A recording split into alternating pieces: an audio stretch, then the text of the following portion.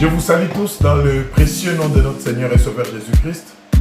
Et je bénis Dieu pour son amour qui nous donne ce temps pour que nous puissions parler de sa part et partager ensemble. J'espère que vous allez bien dans vos maisons et que la joie du Seigneur continue à être votre force. Je vais vous prier d'incliner la tête pour qu'on puisse prier. Dieu des grâces, encore une fois, merci. Merci pour la faveur, merci pour le privilège de pouvoir t'entendre parler à nos cœurs. Que ta parole nous aide, nous console, nous libère et nous fasse du bien et que nos cœurs soient disposés à être une bonne terre pour qu'elle puisse germer et porter des fruits. Au nom de Jésus. Amen. Voilà, bien-aimés dans le Seigneur, nous voulons parler d'un thème important que nous intitulons comme suit « Le premier miracle de Jésus-Christ ». Le premier miracle de Jésus-Christ. Alors, le but ici, c'est que nous ne puissions pas parler du premier miracle ou du deuxième ou du troisième ou du quatrième, non. Nous savons que le Seigneur a fait plusieurs miracles, n'est-ce pas? Mais le premier miracle va nous intéresser beaucoup plus par rapport au fait que ça nous donne quelques recommandations utiles, n'est-ce pas? Pour que nous puissions vivre les miracles dans notre vie. Donc, ce n'est pas vraiment pour énumérer les miracles de Jésus. L'idée n'est pas celle-là, mais c'est que ces premiers miracles ont beaucoup de leçons pour nous, enfants de Dieu, aujourd'hui, pour que nous puissions savoir comment procéder, de quelle manière nous pouvons procéder pour que nous aussi, nous expérimentions les miracles. Alors, le miracle, c'est quoi? Un miracle, bien-aimé, c'est tout ce qui sort de l'ordinaire. C'est tout ce qui brave le naturel et qui étonne l'homme. C'est ça un miracle. Donc c'est quelque chose auquel on n'est pas habitué, c'est quelque chose qui se passe de manière habituelle, c'est quelque chose qui va au-delà des principes ou des règles qu'on connaît, n'est-ce pas, et qui se produit à l'étonnement de tous ceux qui l'expérimentent.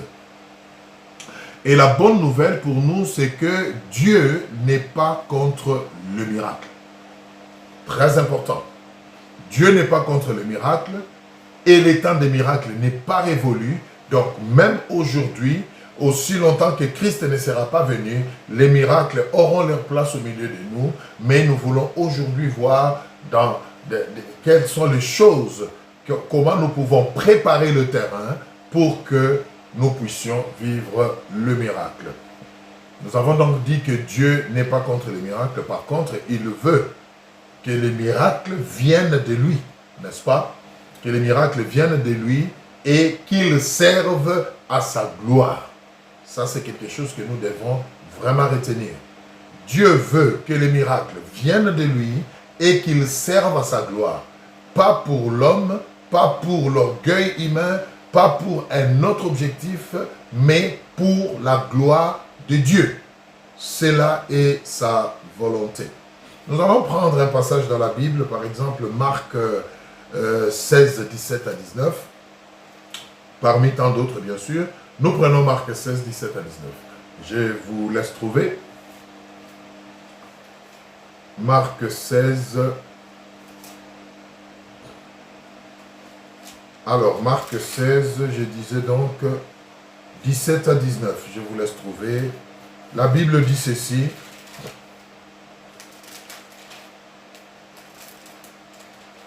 Marc 16, 17 à 19.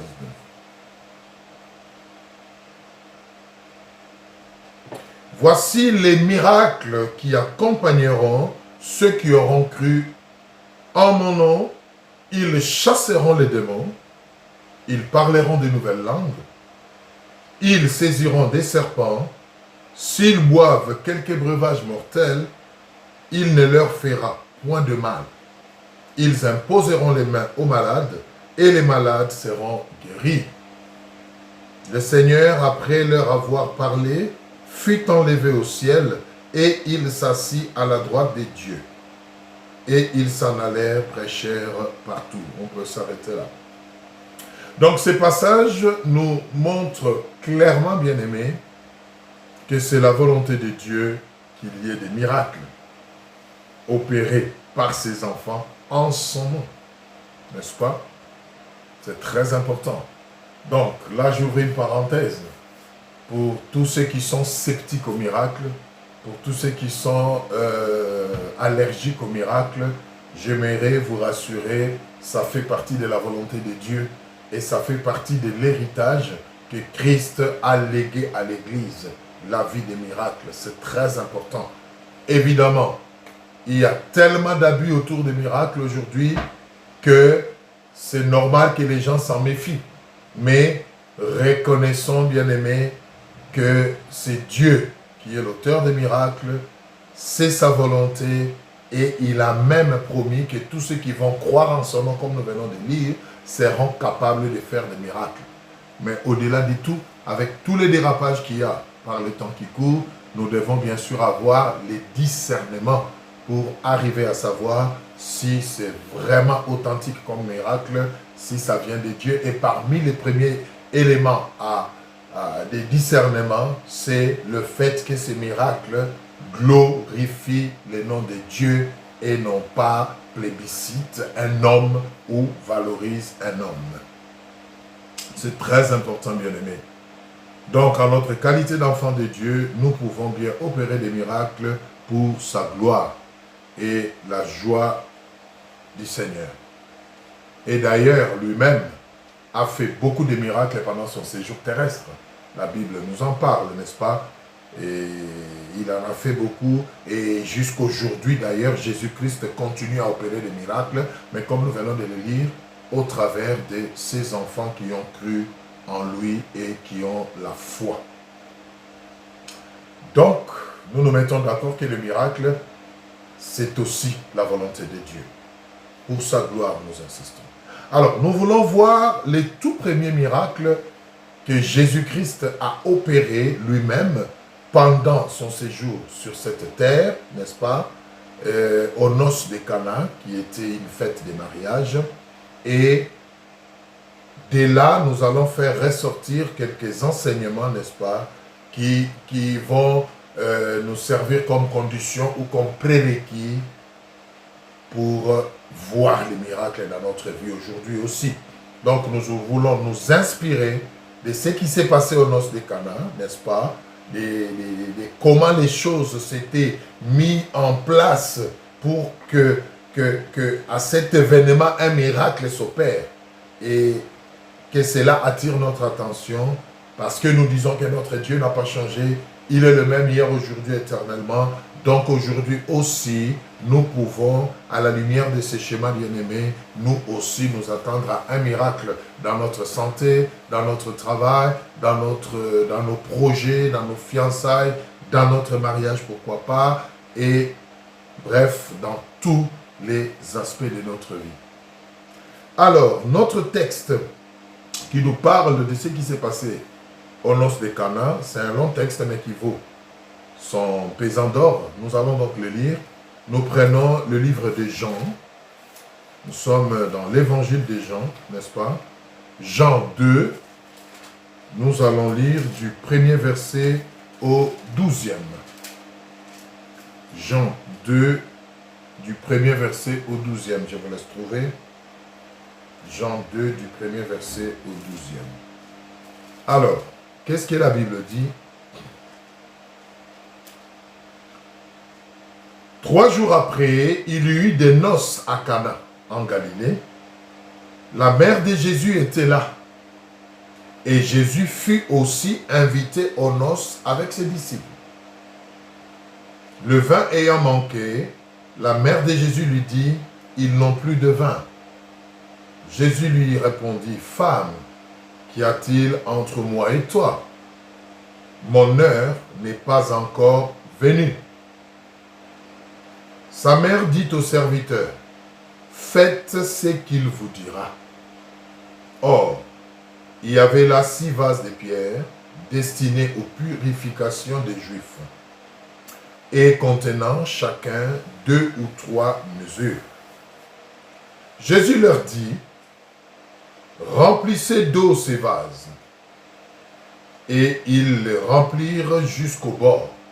« Puisez maintenant, leur dit-il, et apportez-en à l'ordonnateur du repas.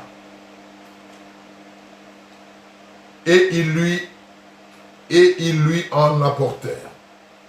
Quand l'ordonnateur du repas eut goûté l'eau changée en vin, ne sachant d'où venait ce vin, tandis que le serviteur qui avait puisé l'eau le savait bien, il appela l'époux et lui dit, « Tout homme sert d'abord les bons vins, puis les moins bons après qu'on s'est délivré. Toi, tu as gardé les bons vins jusqu'à présent. » Tel fut à Cana en Galilée le premier des miracles que fit Jésus. Il manifesta sa gloire et ses disciples crurent en lui.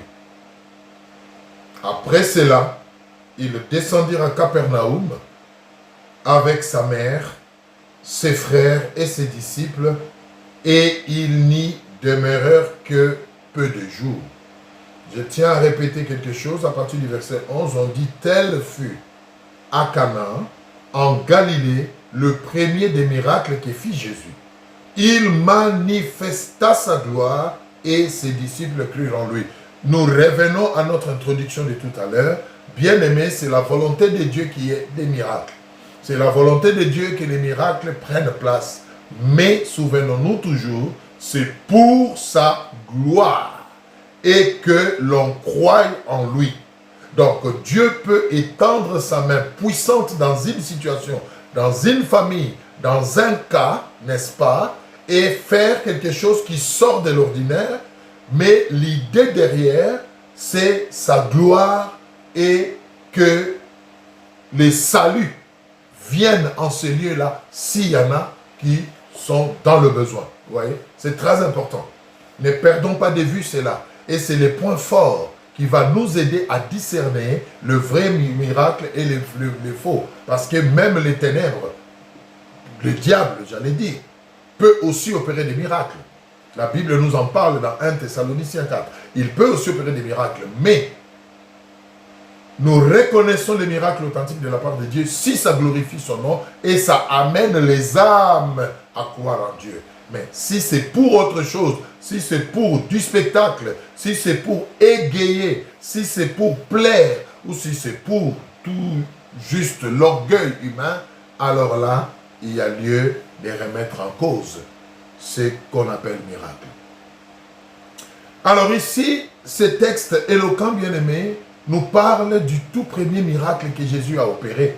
Et si vous avez bien suivi la lecture, ce miracle a consisté en ce que l'eau soit changée en vin, là où il y avait besoin. Une fête de mariage, ils arrivent au bout du stock qui était prévu, et la fête continue encore, mais il n'y a plus à boire. Et nous venons de le lire. Jésus était invité, ainsi que ses disciples à ses noces. Sa maman aussi était là. Et sa maman, sachant que son fils était dans la fête, et sachant qui était son fils, alléluia, s'est référé à lui pour qu'il puisse faire quelque chose. C'est très important. Alors, ce qui nous intéresse ici, c'est les différents points, les différentes étapes, les différentes choses qui ont pris place avant que ce miracle ne se passe. Et nous voulons prendre ces choses comme des repères, comme des prérequis pour nous, comme des choses auxquelles nous aussi nous pouvons nous livrer, nous pouvons faire pour nous attendre à un miracle de la part du Seigneur. Et ici, je tiens à préciser, Dieu n'est pas un garçon de course, Dieu n'est pas un charlatan où il y a des choses qu'il faut faire pour que lui soit obligé de faire le miracle. Ce n'est pas ça l'idée, au fait. Dieu reste souverain. Nous pouvons faire ou ne rien faire. S'il décide de nous étonner par un signe ou par un miracle, il va le faire. Donc, sans pour autant remettre en cause la souveraineté de Dieu, n'est-ce pas? Nous voulons voir certaines choses, bien aimés, quand nous les faisons dans notre vie, quand nous les faisons dans nos projets, quand nous les faisons dans nos familles, il est possible que le Seigneur, dans son amour, nous visite par un miracle. Alors, la première des choses que nous voulons voir, et retenez que tout ce que nous allons voir comme condition ou prérequis, bien sûr, pour s'attendre à un miracle, va découler du texte que nous venons de lire. La première chose que nous voulons voir, c'est que ce texte riche en enseignements nous révèle quelques prérequis pour voir le miracle, comme je le disais tantôt, de Dieu dans notre vie. Comme ce couple a vécu son miracle lors de son mariage. Alors la première chose, c'est inviter Jésus-Christ. Verset 1 à verset 2, la Bible dit, et Jésus-Christ aussi et ses disciples étaient invités à ces mariages. C'est très important, bien-aimés. Lorsque nous associons Jésus-Christ à notre vie, lorsque nous invitons le Seigneur au centre de ce que nous faisons, lorsque nous faisons de lui notre Seigneur et Sauveur, en l'acceptant dans notre vie, il nous accompagne dans tout ce que nous faisons. Donc ça, c'est le premier prérequis, la première condition, bien aimée, pour tout celui qui veut voir les miracles de la part de Dieu, c'est qu'il doit commencer par inviter Jésus-Christ dans sa vie. Comme ces gens-là, ces couples-là, a invité Jésus dans son mariage. Donc, il accordait une place de choix à Jésus et les couples a tenu à ce que Jésus participe à son mariage, sans trop s'attendre à ce qui allait se passer. Mais par le simple fait de l'avoir invité, alléluia, quelque chose s'est passé. Donc, quand nous avons Jésus dans notre vie, il nous accompagne dans ce que nous faisons. Il est là quand nous pleurons. Il est là quand nous nous égayons. Il est là quand nous travaillons. Il est là quand nous concevons des projets. Et parce que nous l'avons choisi comme Seigneur et Sauveur de notre vie, il guide nos pas.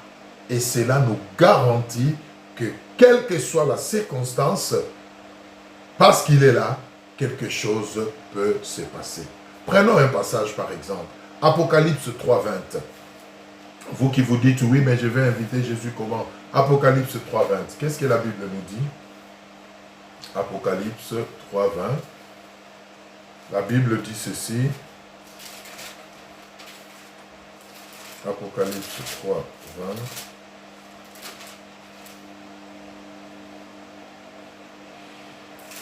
Gloire au Seigneur. Voici, je me tiens à la porte et je frappe. Si quelqu'un entend ma voix et ouvre la porte, j'entrerai chez lui, je souperai avec lui et lui avec moi. Voilà ce que le Seigneur déclare dans sa parole. Je me tiens à la porte et je frappe. C'est-à-dire, la porte ici, c'est notre vie, c'est notre cœur, c'est nos projets, c'est tout ce que nous entreprenons. Et le Seigneur dit, je me tiens à la porte et je frappe. Je ne veux pas vous casser la porte pour forcer mon entrée.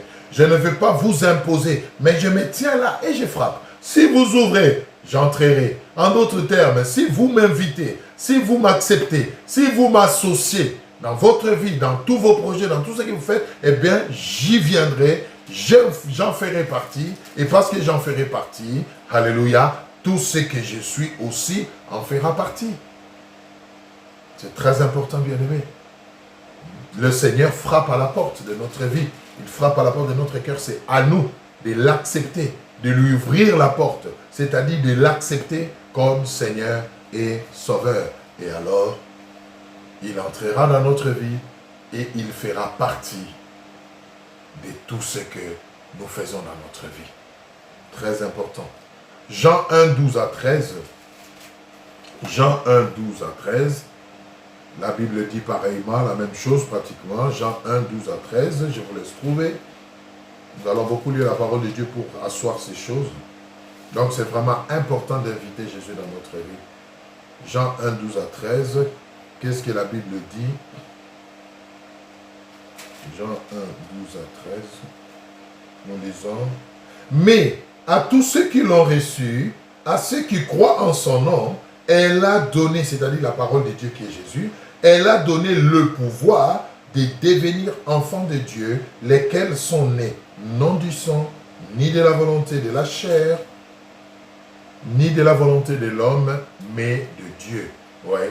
Donc, quand nous recevons Jésus-Christ, quand nous croyons en lui, il fait de nous ses enfants. Et quand il fait de nous ses enfants, donc il fait partie de notre vie. Et quand il fait partie de notre vie, il participe à tous les événements de notre vie. Voilà comment nous pouvons inviter Jésus-Christ dans notre vie. C'est en l'acceptant comme Seigneur et Sauveur. C'est en croyant en lui. C'est en répondant à son amour favorablement.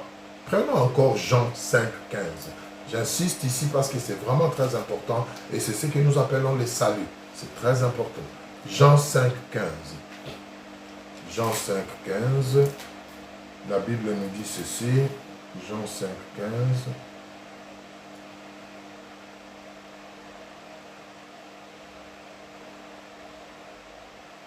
Nous avons donc dit Jean 5, 15.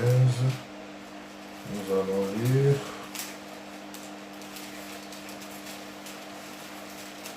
Jean 5, 15, mais je crois, donnez-moi une seconde. Non, c'est plutôt Jean 15, 5. Voilà. Jean 15, 5. Qu'est-ce que la Bible dit? Je suis le cep, vous êtes le sarment. Celui qui demeure en moi et en qui je demeure porte du fruit. Car sans moi, vous ne pouvez rien faire. Ouais. Quand nous invitons Jésus, tout devient possible dans notre vie. Quand nous demeurons en lui, quand nous faisons de lui le centre de notre vie, eh bien, nous pouvons nous attendre à un miracle. Nous pouvons nous attendre à ce que même les situations compliquées humainement parlant puissent être décantées parce que lui est avec nous. C'est très important. Alors, la deuxième chose que nous devons ou pouvons faire, disons, pour nous attendre à un miracle de la part du Seigneur dans notre vie, c'est de ne pas nous inquiéter. Ne pas nous inquiéter. Et par rapport à notre texte principal qui est Jean 2, 1 à 12, si vous prenez les versets 3 et 4, la Bible dit clairement que quand le vin a manqué dans cette fête, Marie, la mère de Jésus, ne s'est pas inquiétée. Pourquoi elle ne s'est pas inquiétée? Parce qu'elle savait qu'il y avait un invité de marque dans cette fête. Il y avait Jésus-Christ. Il y avait le Dieu Tout-Puissant, celui qui peut tout, celui pour qui rien n'est impossible était là. Donc il n'y avait aucune bonne raison de s'inquiéter. Alléluia. Bien-aimés, quand nous savons que Jésus est de notre côté, quand nous savons que nous lui appartenons, quand nous lui faisons confiance, bien-aimés, peu importe ce qui arrive, ne nous inquiétons pas. Marie ne s'est pas inquiétée lorsque le vin a manqué à la fête. Car elle savait, je viens de le dire, que Jésus-Christ était présent et qu'il était la solution. Bien-aimés, vous devez savoir que Jésus-Christ est la solution à tout problème. Je répète, à tout problème qui puisse arriver, même à l'improviste dans notre vie. C'est très important. C'est très important, bien-aimés. Donc, ne pas paniquer.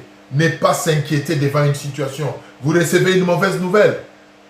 Ne vous inquiétez pas, ne paniquez pas. On vous donne un diagnostic qui vous fait peur par votre médecin.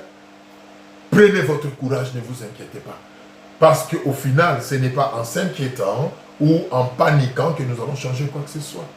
Mais quand nous savons que nous sommes enfants de Dieu et que le Seigneur est avec nous, prenons notre courage, calmons-nous et attendons-nous à quelque chose de sa part. Comme Marie, sa maman, dès qu'elle a su qu'il n'y avait plus de vin pour la fête, elle ne s'est pas dit, mais qu'est-ce que les invités vont boire? Comment les gens vont parler du mal de ces couples parce que les couples n'ont pas... Non, elle ne s'est pas donné la peine de penser à toutes ces choses. Elle s'est souvenue qu'il y a Jésus dans la fête et que c'est lui la solution à toutes choses et elle a vite couru vers Jésus. Nous pouvons lire ça au verset 3 et 4 de Jean 2, 1 à 12. La Bible dit, elle alla vers Jésus pour lui dire, il n'y a plus de vin. Alléluia. Et en effet, la parole de Dieu nous demande de ne pas nous inquiéter, n'est-ce pas? Quels que soient les problèmes auxquels nous sommes confrontés. Philippiens 4, 8. Philippiens 4, 8. Qu'est-ce que la Bible dit? Philippiens 4, 8. Je vous laisse trouver. La Bible dit quoi? Ne vous inquiétez de rien. Mais en toutes choses, faites connaître à Dieu vos besoins. Par la prière, par la supplication et par des actions de grâce. Voilà l'attitude qu'un enfant de Dieu doit premièrement avoir quand il est devant un problème. Paniquer, bien-aimé, ne sert à rien. S'emporter ne résout rien. Prendre son calme, se souvenir de son identité d'enfant de Dieu et crier à Jésus. C'est exactement ce que Marie a fait. Dès qu'elle a appris qu'il n'y avait plus de vin, elle n'est pas allée reprocher les couples, mais comment vous n'avez pas prévu assez de vin, pourquoi vous... Non, non, non. Elle savait qu'il y avait la solution en Jésus-Christ et elle est allée vers Jésus-Christ. Ne vous inquiétez de rien. Faites connaître à Dieu vos besoins. C'est ce que Marie a fait. Il est venu faire connaître à Dieu. Bien-aimé, vous êtes malade. Vous voulez vous marier. Vous voulez voyager. Vous voulez un travail. Vous avez des difficultés avec votre santé. Vous voulez la guérison. Bien-aimé, apprenez à vous adresser d'abord à Dieu par la prière. On ne parle pas des inquiétudes, des murmures. Non, la prière, bien-aimé, c'est très important. Prenons un autre passage, Matthieu 8, 23 à 27. Matthieu 8, 23 à 27. Nous allons vraiment beaucoup lire pour attiser notre foi. Matthieu 8, 23 à 27. Qu'est-ce que la Bible dit? Matthieu 8, 23 à 25. Je vous laisse trouver aussi. Matthieu 8, 23 à 27. Écoutez ce que la Bible dit.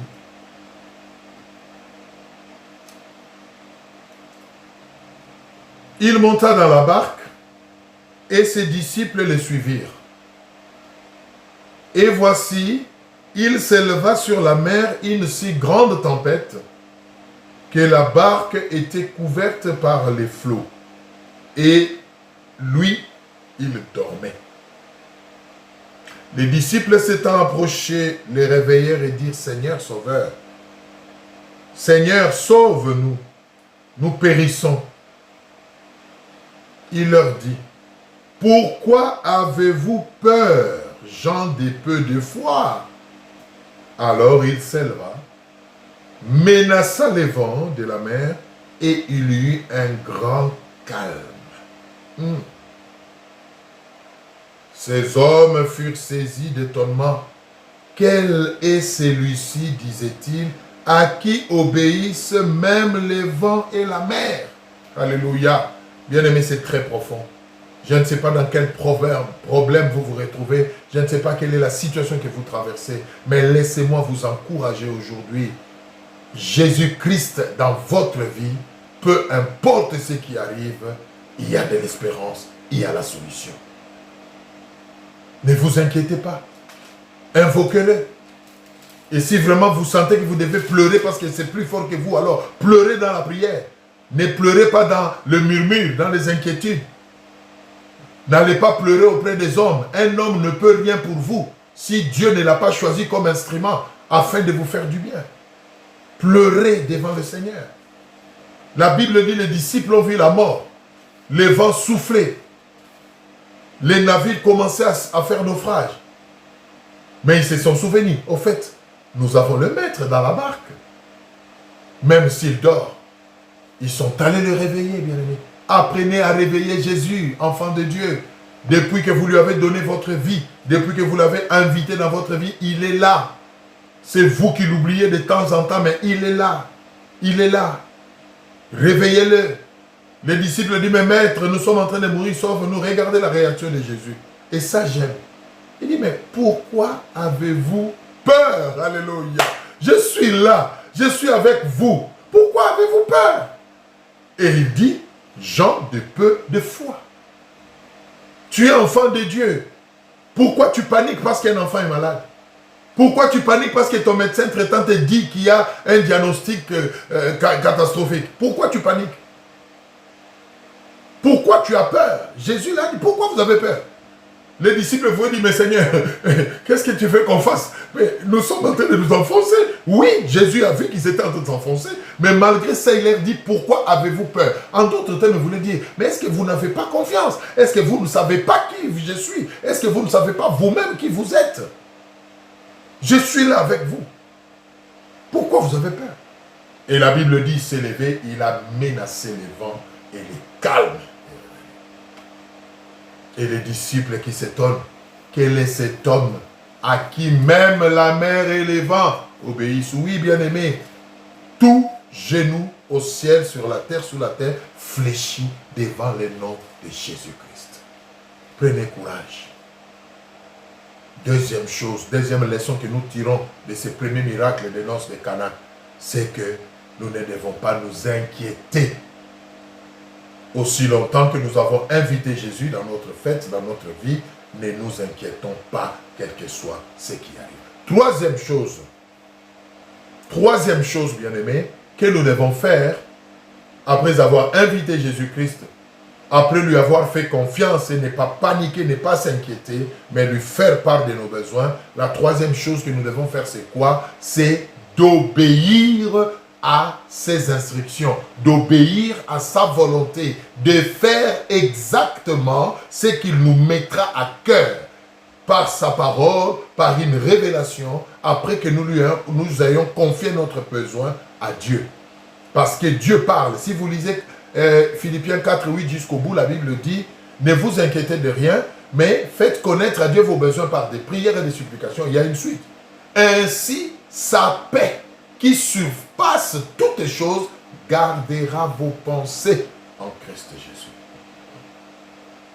Donc, la première des choses que le Seigneur fait quand nous lui confions notre besoin, c'est qu'il nous donne la paix avant même de répondre à notre besoin. Pourquoi? Parce qu'il sait que quand nous sommes agités, nous n'allons pas entendre sa voix. Et quand nous n'entendons pas sa voix, nous ne pourrons pas obéir aux instructions qu'il nous donne. Ouais. Troisième chose, obéir aux recommandations, instructions, la volonté de Dieu.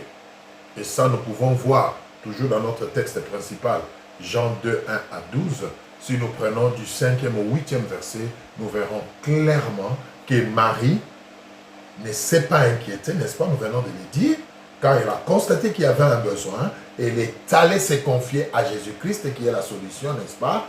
Et même si la réaction de Jésus était un peu bizarre entre nous, hein? Jésus, sa maman lui dit, ils n'ont plus de vin. Jésus lui dit, mais alors, qu'y a-t-il entre toi et moi? Mon heure n'est pas encore venue. Bien aimé, ça, c'est aussi la réaction que nous pouvons avoir quand nous prions. Vous priez, vous confiez vos besoins à Dieu, vous ne sentez rien, vous ne recevez aucune réponse et tout ça. Que cela ne vous fasse pas croire que Dieu n'a pas pris en compte votre prière. Il le sait ce qu'il va faire.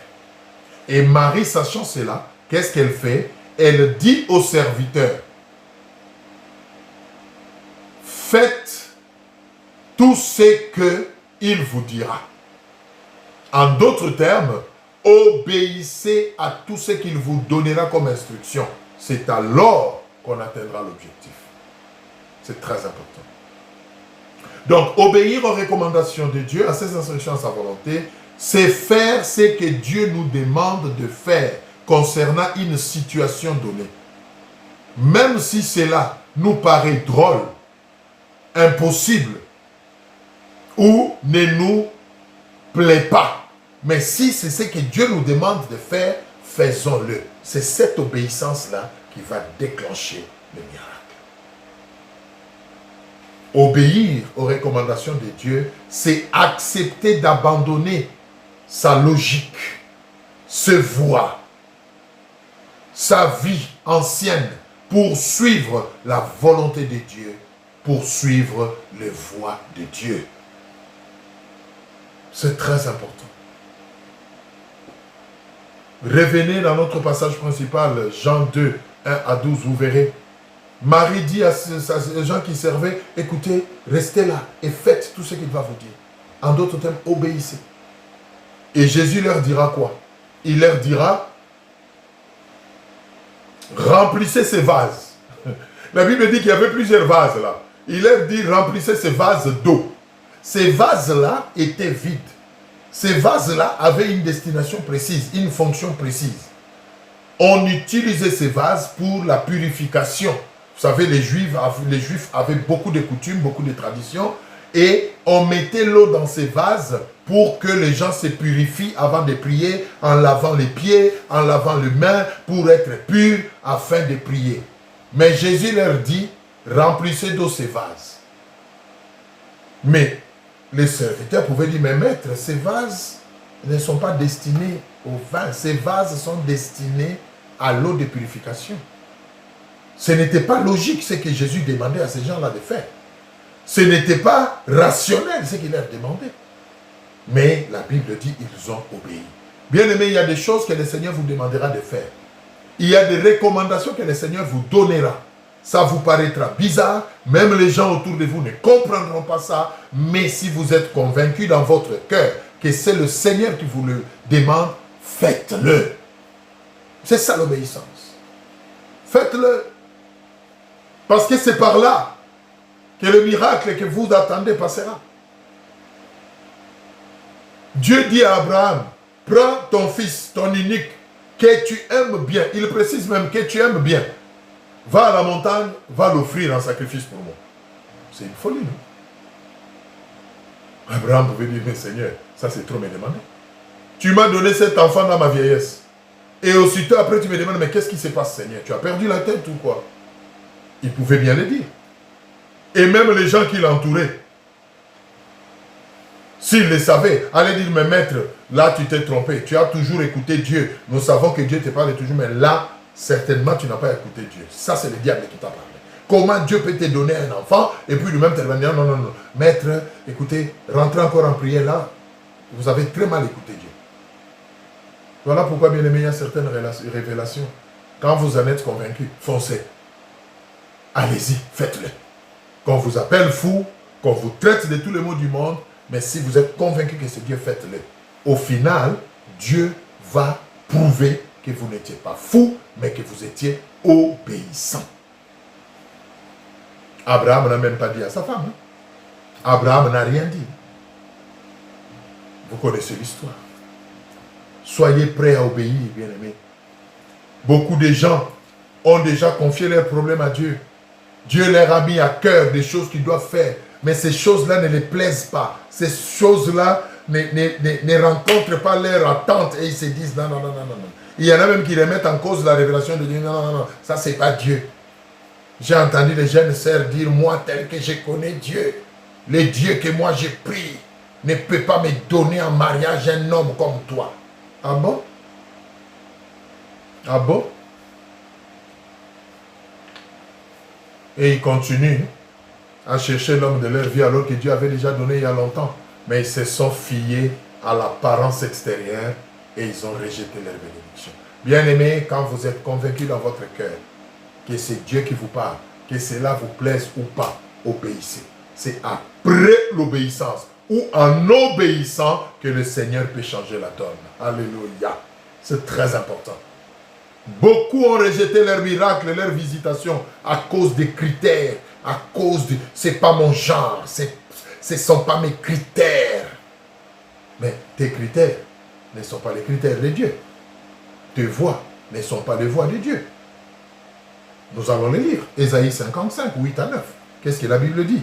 Ésaïe 55, 8 à 9. Si ce serviteur-là avait osé dire à Jésus, mais c'est quoi ça, les vases destinés à la purification? Toi, tu me demandes de mettre de l'eau, mais c'est de n'importe quoi, on ne le fait pas. Alors, les miracles n'allaient pas se passer. Alléluia, les miracles n'allaient pas se passer. Mais quand ils ont obéi, ils ont mis l'eau sans trop comprendre. Et puis il leur dit, prenez ça, prenez ces vases, allez donner au manager de la fête, à l'ordonnateur de la fête. Sans trop comprendre aussi. Ils ont pris, ils ont amené. Alléluia. C'est ça la folie avec Dieu. Ils ne comprenaient pas trop. Vase de purification. Remplissez l'eau. On remplit. Et ça ne s'arrête pas là, amener, à les donner. Bon, ok, on amène. C'est quand ils ont amené. C'est quand l'ordonnateur de la fête a pris cette eau-là que le miracle s'est passé.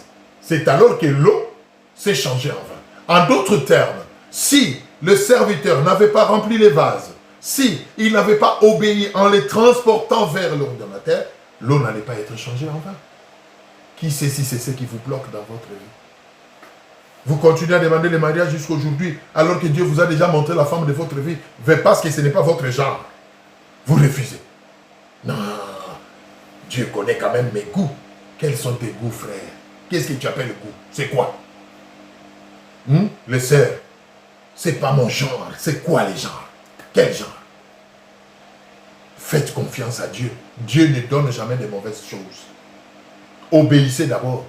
Vous découvrirez les qualités qui sont dans cette chose et vous vous rendrez compte que c'était effectivement votre genre. C'était effectivement celui que vous voulez ou celle que vous voulez. Mais commencez d'abord par obéir. Ésaïe 55, 8 à 9, la parole de Dieu est claire. Et j'aime beaucoup ces passages, vous savez. 55, 8 à 9. Écoutez ce que la Bible dit. Car mes pensées ne sont pas vos pensées, et mes voix, et vos voix ne sont pas mes voix, dit l'Éternel. Autant les cieux sont élevés au-dessus de la terre, autant mes voix sont élevées au-dessus de vos voix, et mes pensées au-dessus de vos pensées, bien-aimés. Faites confiance à Dieu. Dieu procède autrement. Le plus grand blocage de beaucoup d'enfants de Dieu, c'est quoi? C'est qu'ils veulent que Dieu fasse les choses exactement telles qu'eux le veulent.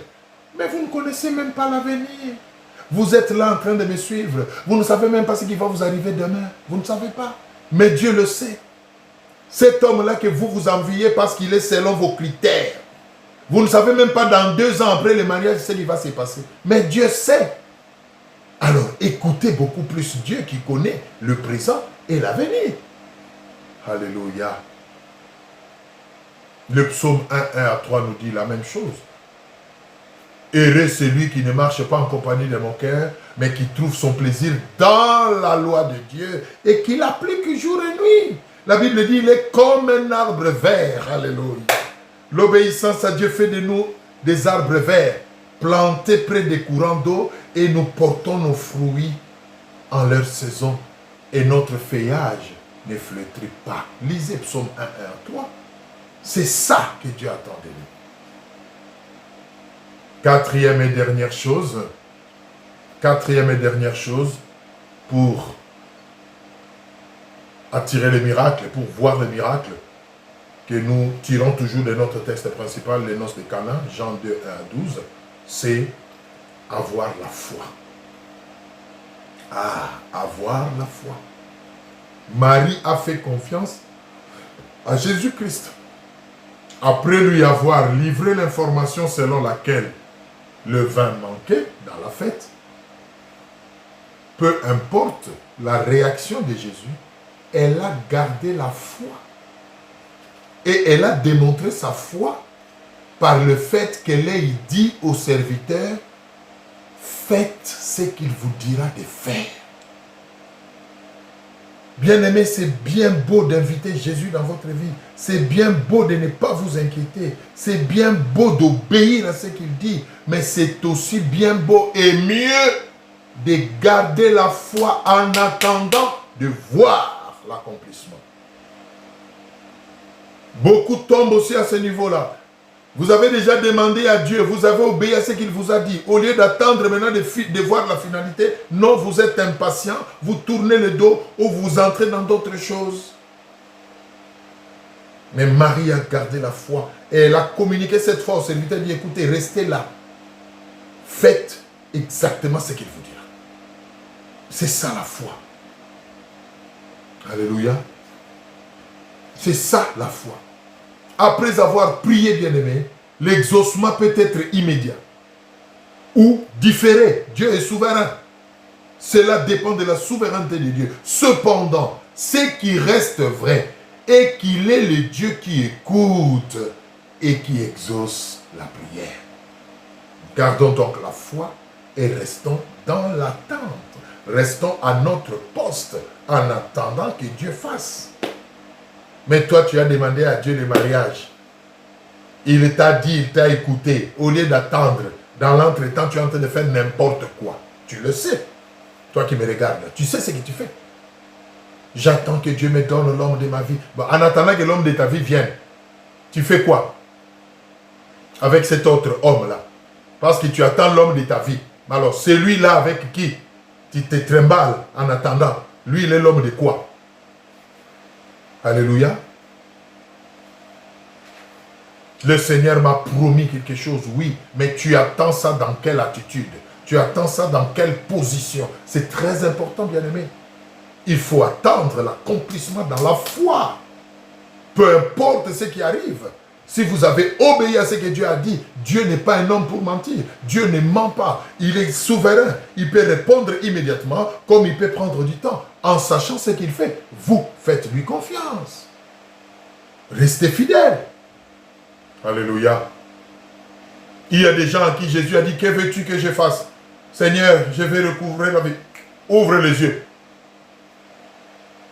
Il y a des gens à qui il a dit, après avoir mis la boue dans les yeux, dit, allez vous laver dans la rivière. Il est souverain. Alléluia. Il est souverain. Faites-lui confiance.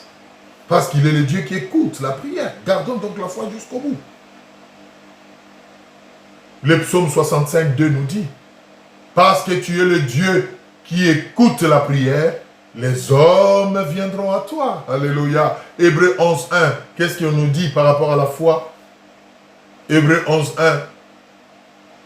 Or, la foi est une ferme assurance dans les choses qu'on espère. Une démonstration de celles qu'on ne voit pas. C'est ça la foi, bien-aimé. C'est très important, bien-aimé. Alléluia. Nous allons nous arrêter là. Donc, 4 choses que nous devons faire pour nous attendre à un miracle de la part de Dieu. Inviter Jésus-Christ dans notre vie. Ne pas nous inquiéter. Obéir à sa parole, à ses recommandations, à ses instructions.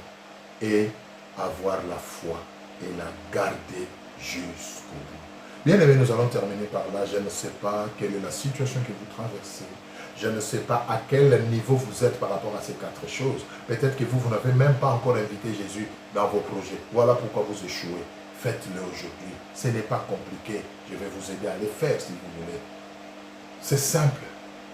Vous qui êtes encore à ce niveau-là, où vous n'avez pas encore cru en Jésus, bien-aimé, c'est difficile qu'il intervienne dans votre vie, c'est difficile qu'il intervienne dans votre situation, sauf sa souveraineté, bien sûr, parce que vous n'êtes pas encore de la famille. Je ne peux pas payer le minerval de l'enfant du voisin alors que je n'ai pas encore payé le minerval de mon propre enfant à la maison. Ce n'est pas logique. C'est un peu comme ça que ça se passe, bien-aimé. Invitez Jésus, faites partie de la famille, devenez enfant de Dieu. Alors vous pourrez prétendre certaines choses. Et vous qui l'avez déjà accepté, mais qui êtes peut-être encore dans les inquiétudes, dans les soucis, vous n'obéissez jamais à ce que Dieu vous dit. Vous êtes toujours un pied dedans, un pied dehors. C'est le moment de prendre une décision. De rentrer entièrement en lui et de lui faire totalement confiance. Alléluia. C'est très important, bien-aimé. Nous allons prier. Vous qui n'avez pas encore invité Jésus-Christ, je vais vous supplier de reprendre cette prière après moi. Ce n'est pas compliqué. La Bible dit dans Romains 10, 9 à 10, si tu crois dans ton cœur et si tu confesses de ta bouche, tu seras sauvé. Je paraphrase. C'est très important. Répétez cette prière après moi. Seigneur Jésus, aujourd'hui, je t'invite dans ma vie. Viens, sois mon sauveur et mon Seigneur. Pardonne mes péchés. Fais de moi ton enfant. Accomplis Jean 1, 12 à 13. Donne-moi ce pouvoir qui fait de moi ton enfant. Et à partir d'aujourd'hui, je t'associe dans toute ma vie, mes projets, mes besoins. Conduis-moi au nom de Jésus. Amen. Faites attention, bien-aimés, continuez à suivre les enseignements de Dieu et allez vous faire voir dans une église où on peut vous aider dans les affermissements pour être enseigné. Et vous qui avez la foi mais qui êtes fatigués, je prie que le Seigneur vous donne la force de continuer la marche jusqu'au bout. Vous savez, avec le Seigneur, mieux vaut la fin d'une chose que son commencement. Il n'est pas un homme pour mentir. Gardez la foi jusqu'au bout et vous verrez la gloire de Dieu. Que le Seigneur vous bénisse et je vous dis à une prochaine occasion.